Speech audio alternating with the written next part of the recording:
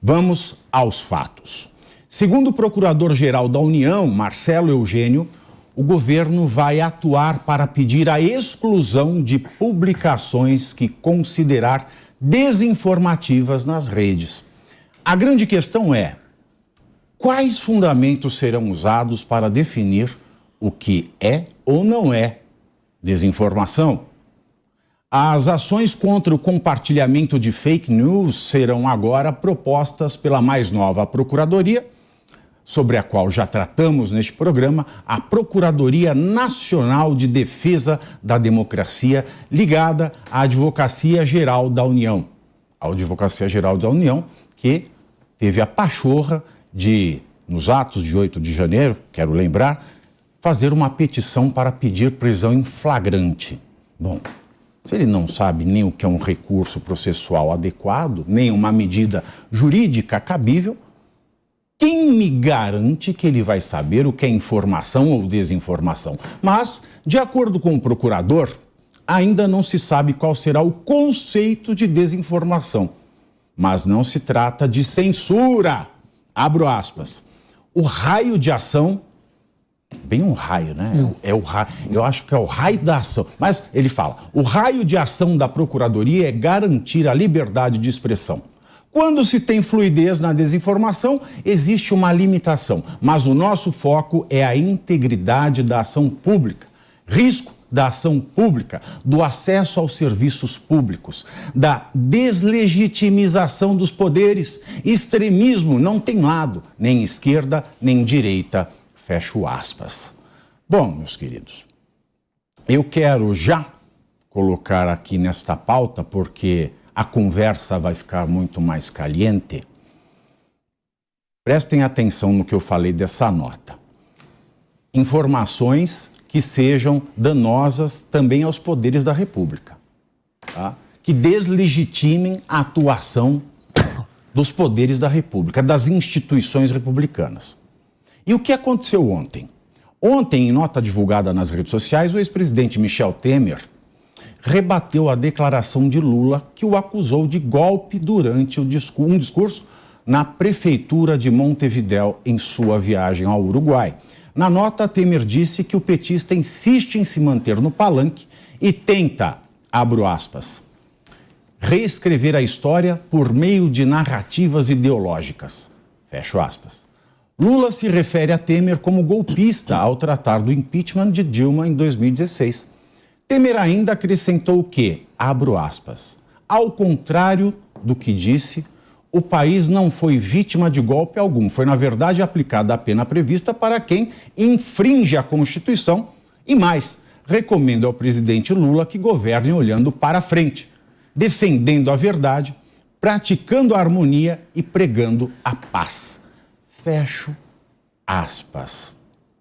Bom, meus queridos, se essa procuradoria vai combater a fake news, em especial as fake news que atrapalham as instituições da República Brasileira, o primeiro a ser repreendido por ela e o primeiro site a sair do ar vão ser, respectivamente, Lula e o site do governo, que afirmou que o impeachment foi golpe.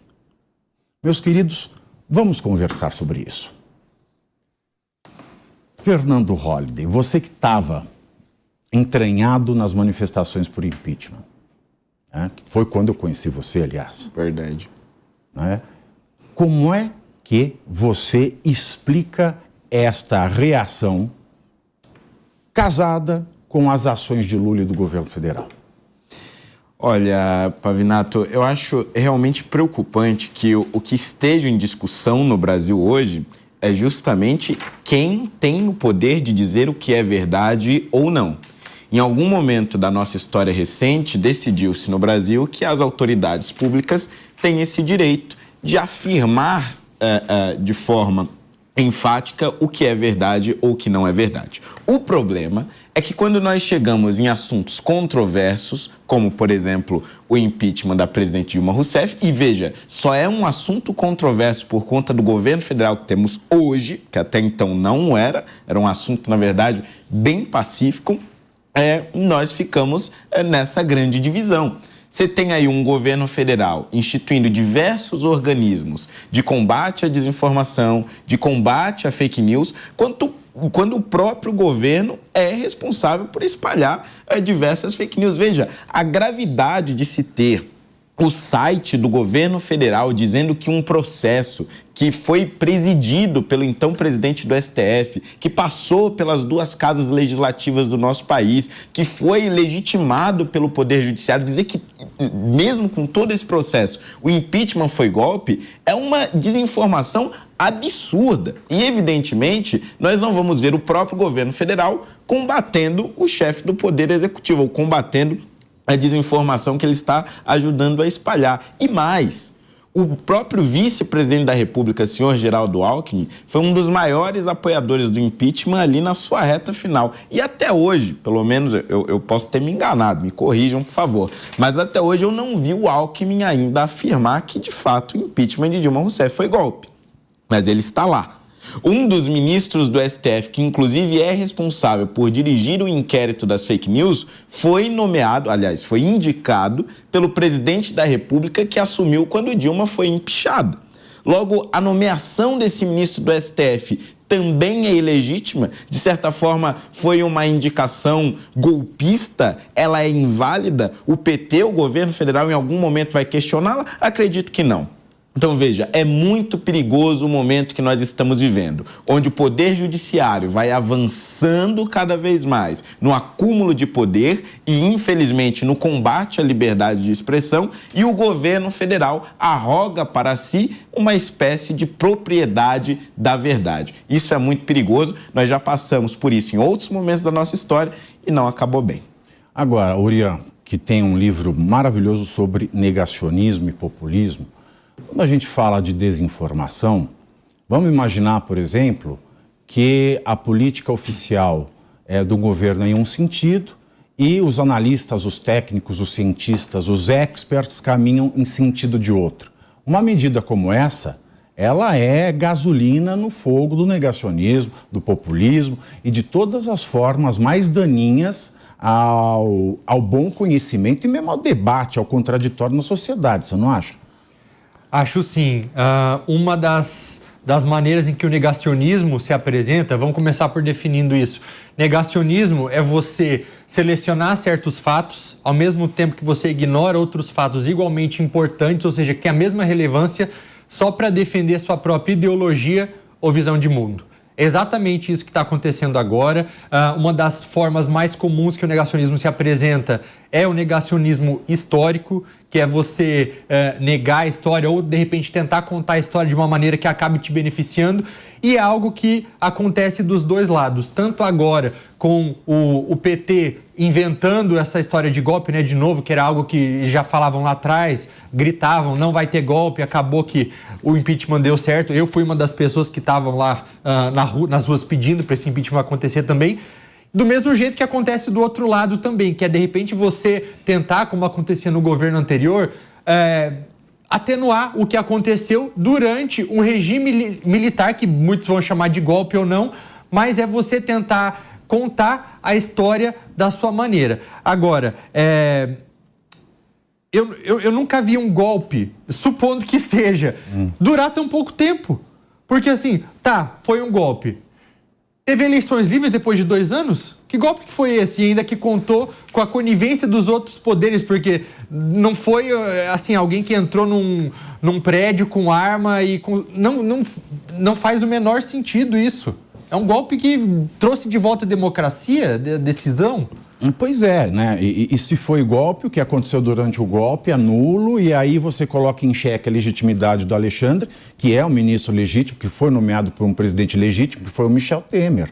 É uma narrativa muito mal feita. E essa cegueira, essa cegueira da militância é que me dá medo. Essa cegueira absoluta, né, que não sabe respeitar a lógica. Agora, falando em respeitar a lógica, Dani, você acha que essa procuradoria, ela vai fazer com que caia do site, ela vai chamar a atenção do Lula ou não? A resposta nós já sabemos, mas eu lhe pergunto mesmo assim. Imagina, Pavinato, olha, você bem ali tratou sobre a cegueira da militância, mas tem a cegueira também da frente ampla.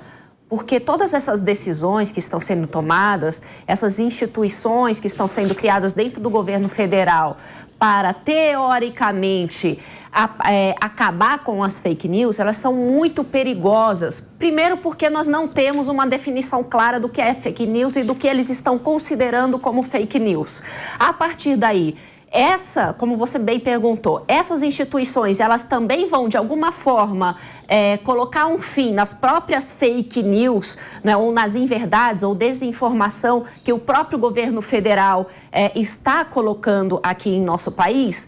É claro que não. Não é? Por quê? Porque isso não deve ser a atribuição do próprio governo definir o que é verdade e o que não é. Não é? Isso nos lembra bem quando a gente traz de novo o conceito de democracia, que é a participação da sociedade e a forma da sociedade conseguir controlar os seus governantes. Todos esses debates, todas essas discussões estão vindo de cima para baixo. A população é que precisa aceitar sem nenhuma discordância, sem falar nada, porque até mesmo ela pode ser impedida alegando que são fake news. Portanto, eu vejo com uma extrema preocupação todas essas decisões e essas instituições que estão sendo criadas de cima para baixo, sem qualquer participação social e mais, sem a frente ampla dizer absolutamente nada. E o que está acontecendo, né, Rodolfo, é que agora, para o povo, vale a máxima do grande filósofo Alexandre Pires. O que é que eu vou fazer com essa tal liberdade? Exatamente, Pavinato. Aliás, boa tarde.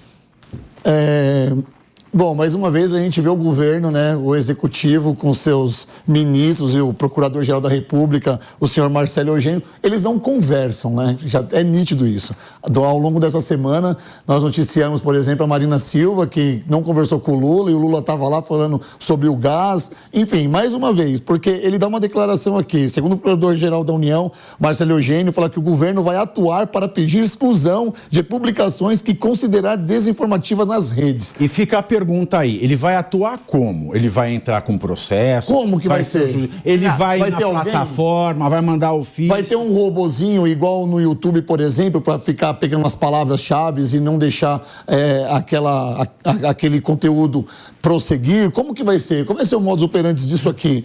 Daqui a pouco vem o Lula e fala que o impeachment foi um golpe.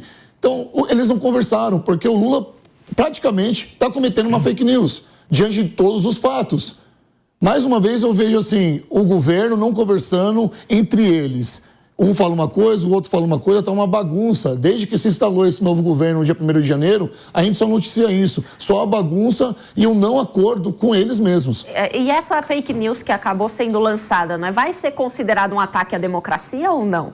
Porque segundo lá, ele falou assim, ataque às instituições, entendeu? Então, se você não estiver feliz, por exemplo, se você não estiver feliz com o que o governo está fazendo com o STF e você fizer uma crítica, vai ser considerado aquilo uma ameaça? O que vai ser, como que vai ser considerado isso? Fica a grande pergunta, será que tem lá agora uma rede de debate entre eles? Eles estão numa mesa debatendo? Então vamos pegar o exemplo, por exemplo, dos Estados Unidos, que é um dos países que mais combate a fake news hoje. Será que eles estão conversando entre eles? Como que será? Porque noticia e dá medo. Parece o Lula já deu uma pista. Qual? Na reunião com os governadores, ele falou, no Brasil todo mundo vai ter liberdade de expressão, desde que seja para dizer alguma coisa boa. Olha, tem um dado... Ele falou na reunião, entre aspas, tá? Ele falou, entre aspas, tá? Ele falou, desde que seja para falar alguma coisa boa.